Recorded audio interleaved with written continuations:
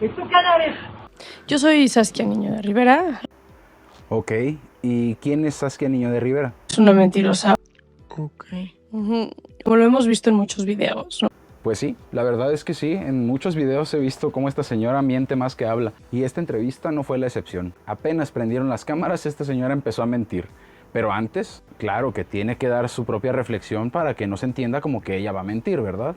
Si tampoco es tonta. De hecho, esta introducción falsa que yo hice con recortes de su propia entrevista es una de las pocas verdades que va a decir esta señora durante todo el video. Yo creo que denunciar es nuestra obligación, porque en México el 94% de los delitos no se denuncian.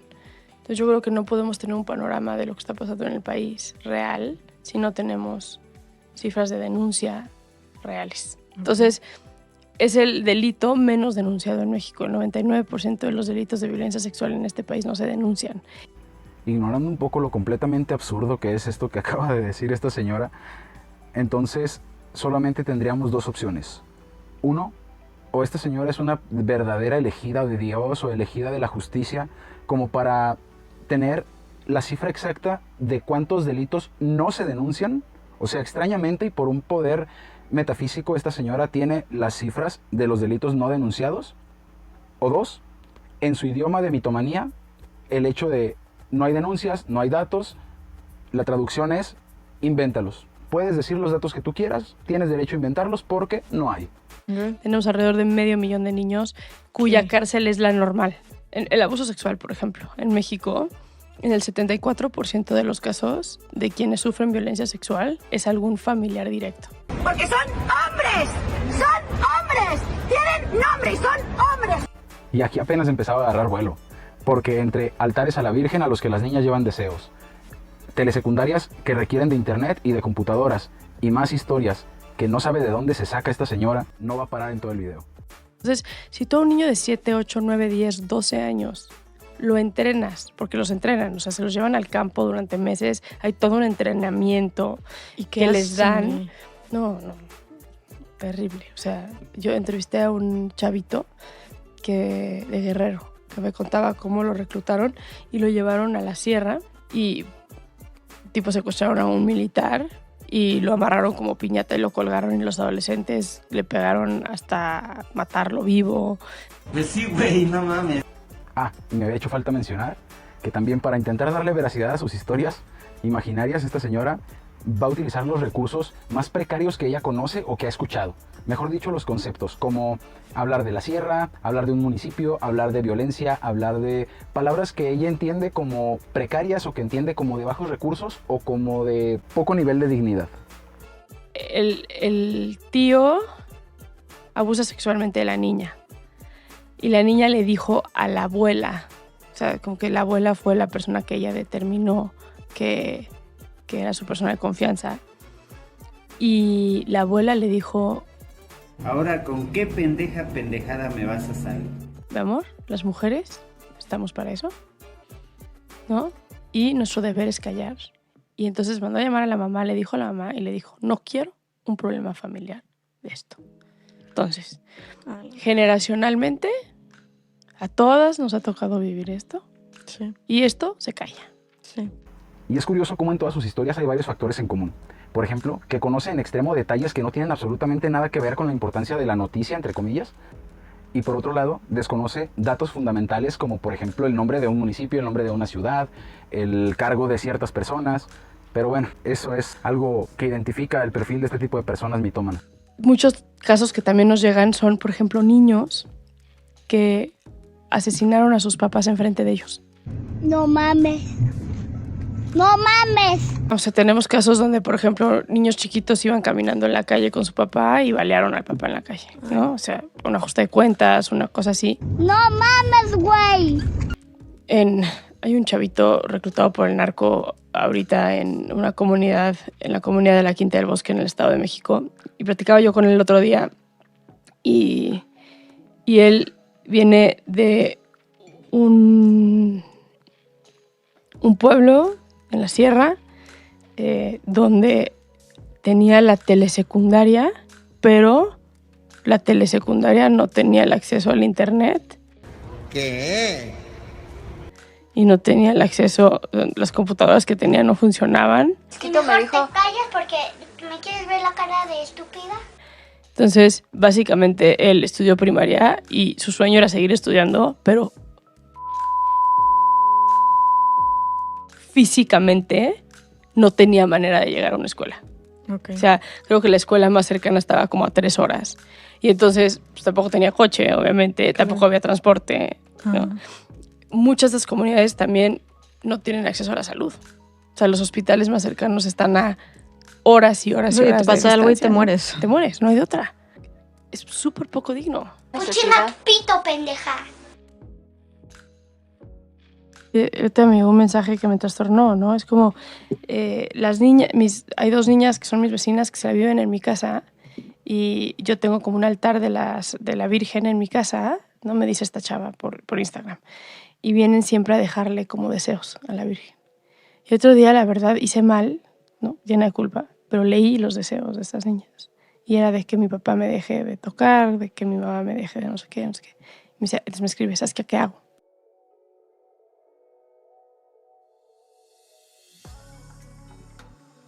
Y le dije, denuncia. Y me pone, no, qué miedo. Dije, por ellas, o sea. Y me dijo, no voy a denunciar. Porque me da miedo denunciar. Esas niñas las siguen violando hoy por hoy, ¿no? Claro. Porque no hubo alguien que pudo denunciar. ¡Wow! No puedo creerlo. No me lo esperaba. ¡Qué impactante noticia! He estado entrevistando una serie de feminicidas porque estoy escribiendo mi libro de feminicidio. Nadie te preguntó, nadie te preguntó. Y justo para mí, pues claro que cuando me dicen y entonces la degollé o entonces le enterré las tijeras en el cerebro o entonces, o sea, claro que cuando me dicen estas cosas, pues me duele el alma, ¿no? ¡No creo! Fue el primer caso que se hizo en la Ciudad de México de mediación y de justicia restaurativa.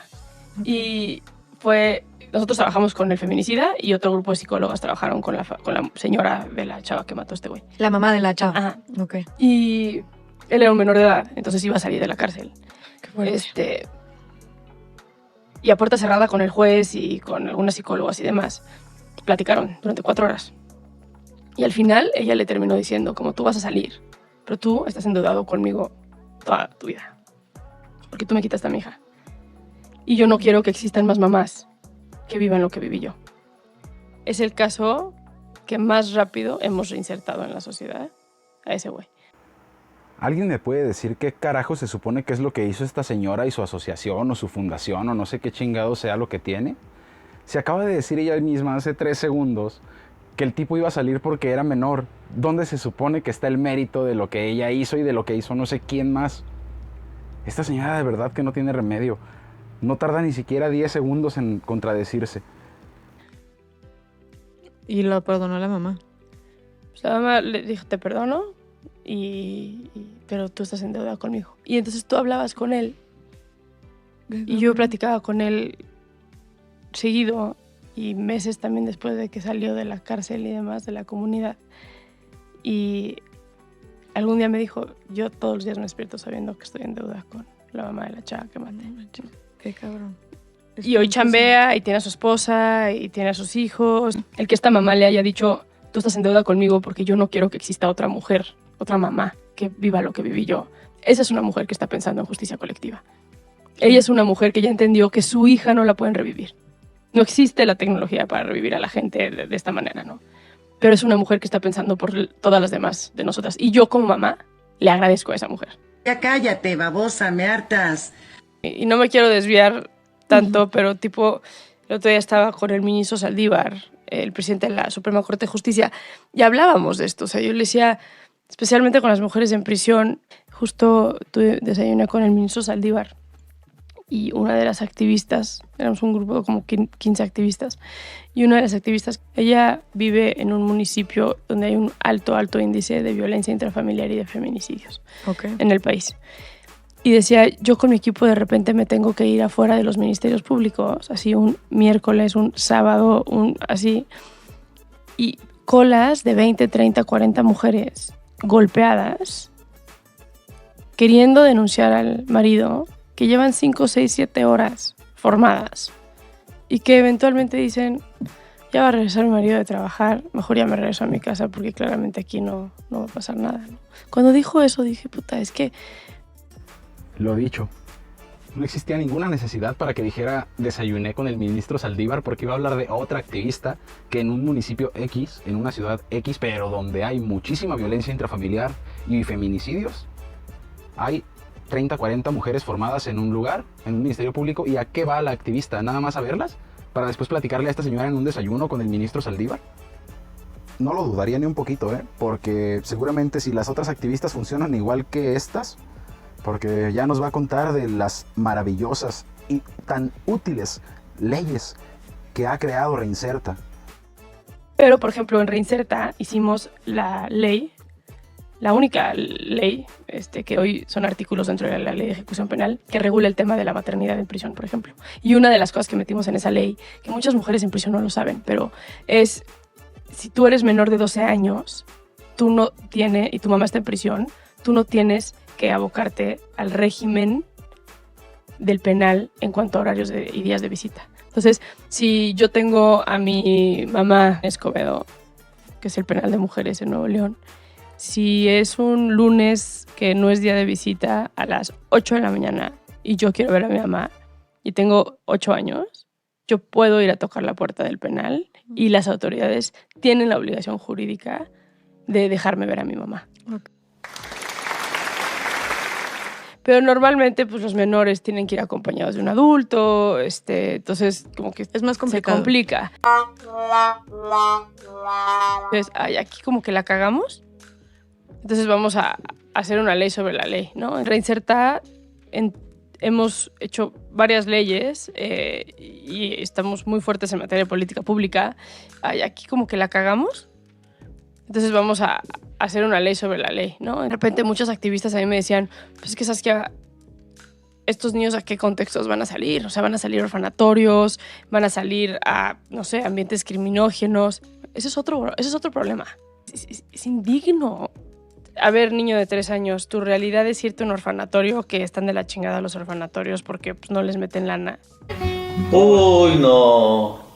Quítate de aquí, niño prieto. Y es como, no. Entonces tienes un problema más grande, que es que tienes un DIF que no funciona, que tiene a sus niños en situaciones súper precarias, donde tienes personal que trabaja en DIFs, que tienen un trauma vicario brutal, entonces están completamente deshumanizados y maltratan a los niños como... Ojo que aquí esta señora nos va a dar una cátedra, ¿sí? Una cátedra de lo que es la desinformación y la ignorancia, puesto que lo que ella va a definir como trauma vicario dista mucho de lo que en realidad significa este término.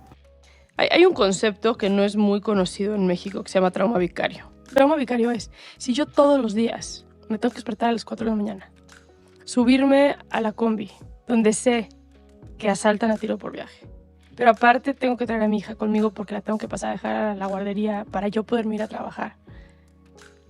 Y sé que cada que me subo a esa combi con mi hija, corro riesgo y mi hija corre riesgo, el que todos los días me tenga que despertar, eso genera trauma vicario. Entonces, claro, ese concepto es trauma vicario y trauma vicario es justamente eso. La base de la justicia restaurativa está basado en los periodos de restauración y los periodos de duelo. Es una ideología.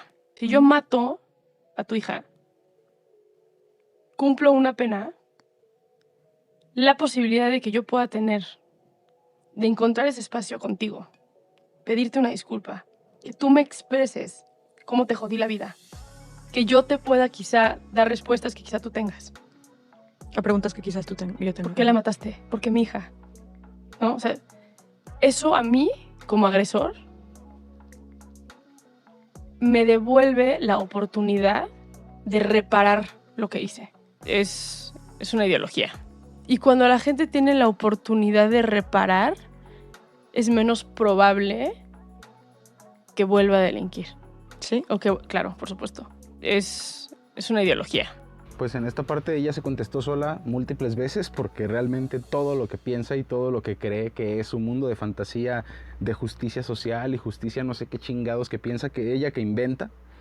Pero eso sí, quiere justicia restaurativa y quiere no sé cuántas chingaderas para los criminales, o sea, para la gente ya juzgada, y quiere perdón para esa gente, pero no para el Estado.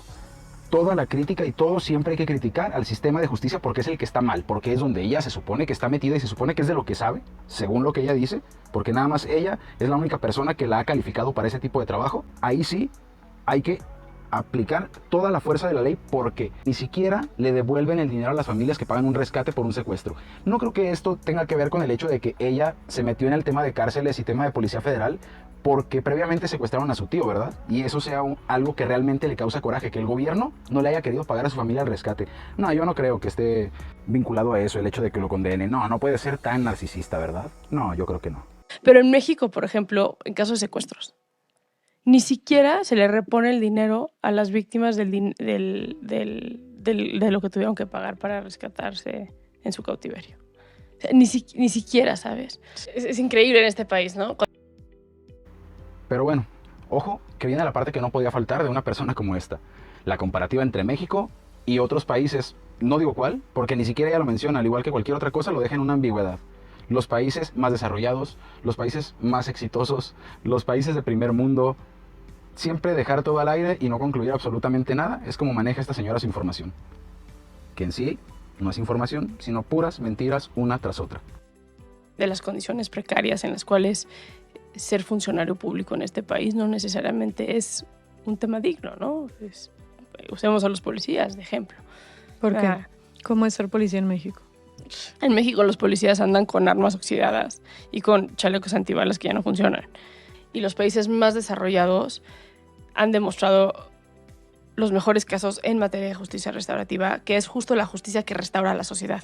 Parte de cualquier sistema de justicia penal que funcione tiene un trabajo brutal de atención a la salud mental de quien está trabajando en primera respuesta con las víctimas. ¿Habrá países donde sí reciban? Sin duda, no, en los países más avanzados es un eje clave y se prioriza el que si tienes un caso que emocionalmente te movió de más, se te pone atención psicológica, se te dan días de descanso porque saben que tu bienestar emocional va a impactar directamente en el trato que reciban, que sepan lo que están haciendo. No pueden agarrar a una, perdón, y no quiero ofender a nadie, pero no pueden agarrar a una chava que salió de secundaria y ponerla como Ministerio Público a recibir a las víctimas de abuso sexual.